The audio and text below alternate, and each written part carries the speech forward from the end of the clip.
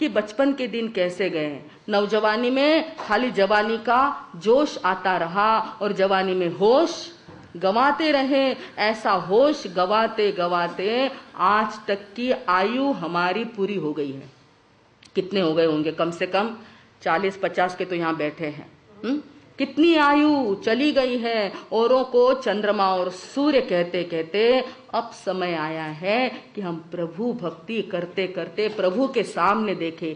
चंद्रमा को देखे तो भी प्रभु की याद आए, सूरज को देखे तो भी प्रभु की याद आए। रोज कम से कम सूर्योदय समय उठ करके सूर्य को सामने देखते हुए जब आप अपना स्तोत्र बोलते होंगे, तत्सवितुर्वरेण्यम, सविता यानी सूर्य, उस सविता का दर्शन करते हैं तो उस समय भी आपको किसकी याद आए? आती है ऐसी? जरा हाथ ऊपर करे कोई। नहीं आती ना? हाँ आती है। कुछ कुछ लोग भावी है, भवी जीव है, वो याद करते हैं। परंतु अब तो लेसन किसके लिए है? मेरे लिए। ये चौमासा किसके लिए? बोलो ना किसके लिए? मार साहब के लिए है क्या? चौमासा करने के लिए मारा साहब आए, पर चौमासा किसके लिए है? मेरे लिए। हमारे लिए भी मत बोलो। अब तो थोड़ा क्या कर जाओ, अपने लिए स्वार्थी बन जाओ। धर्म के क्षेत्र में कैसा बनना है? स्वार्थी। स्व अर्थ, स्व का अर्थ लेना है इसमें। Self, come to your self, return to your self. अपने लिए। चौमासा किसके लिए है? मेरे लिए है। प्रवचन किसके लिए है? मेरे लिए है। ये भक्ति किसके लिए है? मेरे लिए। मुझे मेरा करना है। बाहर का मैंने बहुत कर लिया, अब मेरा करने का टाइम। एक ऐसे कंजूस सेठ थे, करोड़पति सेठ, और धंधा करते करते बहुत कुछ माल कमाया, धन कमाया, और ऐसा करते करते आयु उनकी क्या होने लग गई? नजीक नजीक आने लग गई जाने के मुकाम पर। और एक दिन जब एक गादी पे सोए थे तो एकदम से देखा उन्होंने यमदूत आ गया है। क्या कहा? आंख खोल के देखा तो यमराज सामने में खड़े हैं। एकदम से हड़बड़ा गए सेठ जी। सेठ जी ने कहा कि अरे कौन हो तुम और किस लिए आए हो? जानते तो थे कि कुछ अब मेरा ही टाइम आ गया है, परंतु फिर भी अपने आप को गफलत करने के लिए उन्होंने पूछा कि तुम कौन हो और किस लिए आए हो? यमराज ने कहा मैं यमदूत हूं और मेरे इंद्र का संदेश लेकर के तुम्हें ले जाने के लिए आया हूं। क्या कहा? ले जाने के लिए? टाइम आ गया? हाँ बोले टाइम आ गया। और देखिए टाइम ऐसा आया है कि तुमने जिंदगी में कुछ भी धर्म कार्य किया हुआ नहीं। रात और दिन कमाई कमाई और कमाई में लगे थे। घर घर, परिवार परिवार, उसी में समय गंवाया। प्रभु का नामस्मरण कभी लिया नहीं, दान धर्म किया नहीं। ऐसी वृत्ति तुम्हारी कंजूस थी। कुछ भी नहीं किया तुमने। सामायिक नहीं, पौषध नहीं, एम्बिल की ओली करी नहीं, नौकार मंत्र की मालाएं फेरी नहीं, कुछ भी नहीं किया। इसलिए तुम्हारा जीवन तो अब क्या है? मात्र मृत्यु के बाद नरक में जाने जैसा है। मुझे आज्ञा हो गई है कि तुम्हें कहाँ ले जाया जाए, परंतु नरक में ले जाने से पहले एक बात याद दिलाई है मेरे गुरु ने। उन्होंने कहा कि एक बार इस सेठ ने किसी गरीब को रोटी का दान दिया था, और रोटी का दान दिया था, वो पुण्य तुमने कमाया है, तो एक दिन के लिए तुम्हें स्वर्ग का सुख मिलने वाला है। तो बताओ, जल्दी से बताओ, टाइम बहुत हो गया, मेरे पास टाइम बिल्कुल नहीं है कि पहले स्वर्ग में ले जाऊं एक दिन के लिए कि पहले नरक में ले जाना है। नहीं तो भी तुम्हें नरक में तो जाना ही पड़ेगा, क्योंकि कुछ किया ही नहीं तुमने। और जो थोड़ा सा पुण्य किया उसके लिए स्वर्ग की यात्रा एक दिन के लिए तुम्हारी हो सकती है। जल्दी बताओ तुम्हें पहले कहाँ ले जाऊं। सेठ जी बड़ा होशियार था, तुम्हारे जैसा ही था, बनिया था ना। हम और आप कौन है? बनिए हैं। और बनिए की बुद्धि बड़ी आगे चलती है। आगड़ बुद्धि बानियों, वो आगे ही आगे सोचता है, पीछे की सोचता ही नहीं। उसने कहा बाकी बाद में देखा जाएगा, पहले क्या करे, स्वर्ग की यात्रा तो कर ले। जो हाथ में आया है उसको पहले लाभ ले ले उसका, फिर बाद में देखा जाएगा फायदा का है यानी तोटा का है। इसलिए उसको क्या किया गया, एक दिन के लिए 24 घंटे के लिए कहाँ ले जाया गया? स्वर्ग में ले जाया गया। और यमराज ने अपनी ड्यूटी पूर्ण करी और अपने काम में चले गए।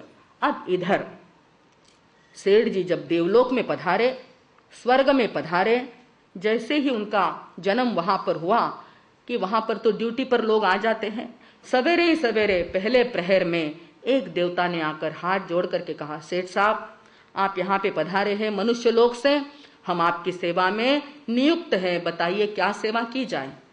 आपके लिए जो समय मिला है उसमें सेवा करने का काम हमारा है, बताइए क्या सेवा किया जाए।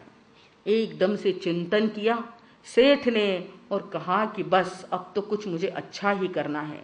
जल्दी से उसको बोला कि देखो देवराज, मुझे क्या करो आप दुनिया भर में जितने भी तीर्थ हैं उन तीर्थों की यात्रा करवा दो। देवता के पास विमान होते हैं और उनके लिए बहुत कम टाइम लगता है घूमने में। आपके जैसा ट्रेन और रेलवे और गाड़ी ऐसा थोड़ी था, आपका विमान भी बहुत धीरे चलता है। वो पुष्पक विमान तो क्या कहना है, 3 घंटे एकदम से देवता ने उनको सेठ जी को विमान में बिठाया है और जितने तीर्थ थे उन तीर्थों की यात्रा करा के लाया। वहां पर उनको अपने पलंग पर बिछा दिया, राम राम किया और अपने स्थान पर चला गया। दूसरा देवता आता है दूसरे प्रहर में और सेवा पूछता है कि सेवा बताओ सेठ क्या किया जाए। तब सेठ जी ने कहा कि ये तो अच्छा चांस मिला है। वैदिक कहानी के अनुसार उसने कहा कि देखो इस संसार के अंदर जितने भी पवित्र नदी के स्थान हैं उन नदियों का स्नान मुझे करवा दो। मैंने किया नहीं है और अब मुझे टाइम मिला है, तो आप क्या करो जल्दी से मुझे तीर्थों का स्नान करवा दो। दूसरे देवता ने दूसरे प्रहर में यही कार्य उनसे करवाया है। सेठ जी ने देखा कि टाइम बहुत थोड़ा रहा है, चिंतन करते जा रहे हैं कि अब क्या किया जाए। तब तक तो तीसरे देवता तीसरे प्रहर में आए और कहने लगे कि सेठ साहब बताइए क्या सेवा है, हुजूर की क्या सेवा किया जाए, क्या सेवा की जाए। तब सेठ जी के जीव ने कहा, तीर्थों के दर्शन तो कर लिए, पर मेरे इस संसार में अनेकानेक संत विराजमान हैं, उन संतों के दर्शन मैं कर नहीं सका। मेरे दिल में बड़ी खंत है, अब मुझे संत दर्शन करवाएं और दुनिया भर के जहां जहां पर हिमालय में गिरी कंदराओं में तपस्वी राज जो जो संत हैं उन संतों के दर्शन मुझे करवाएं, उनके चरण स्पर्श करना मैं चाहता हूं, जल्दी से मुझे ले चले।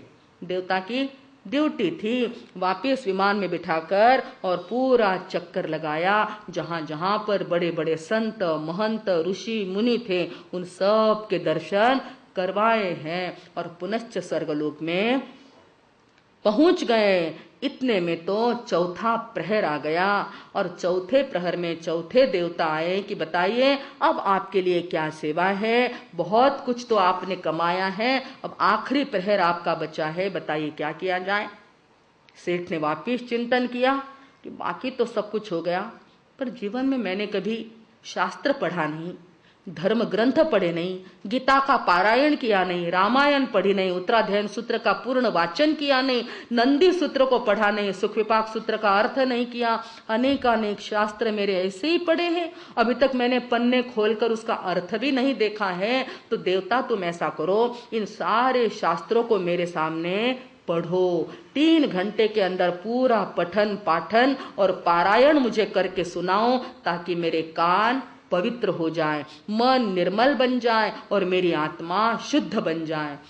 चौथे देवता ने भी वही काम किया, पूरे शास्त्र का पारायण किया और जैसे ही चौथा प्रहर पूरा हुआ सेठ जी का मन एकदम शांत हो गया कि अब मेरे शास्त्र का पारायण भी बहुत मैंने अच्छी तरह से कर लिया है। और आंखें बंद करके हाथ जोड़ के बैठने ही वाले थे, तब तक तो देखते हैं कि यमराज पहुंच गए। सेठ जी ने देखा कि अब तो जाना ही पड़ेगा, यहाँ का आनंद लिया, यहाँ का सुख लिया, अब मुझे काली कोठरी में उस नरक के नरकावास में जाना पड़ेगा। और जैसे ही देखा कि यमराज आए हैं, उठकर खड़े हो गए। सेठ जी ने कहा कि मैं तैयार हूं, ले चलो मुझे नरक में। तब यमराज ने क्या कहा आप जानते हैं, अब उसके नरक की यातना रही बाकी। मुथा जी अब नरक में जाने देगा कोई? ऐसे कोई पागल नहीं है, हमारा निसर्ग बड़ा मजबूत है और निसर्ग के अंदर बड़ा न्याय होता है, अन्याय देर होती है अंधेर नहीं होता। निसर्ग ने उसके पल्ले में वैसा माप डाल दिया और कहा कि नहीं, अब तुमने पुण्य कमा लिया है, तुमने भक्ति करी, संत दर्शन किए हैं, शास्त्रों का वाचन किया,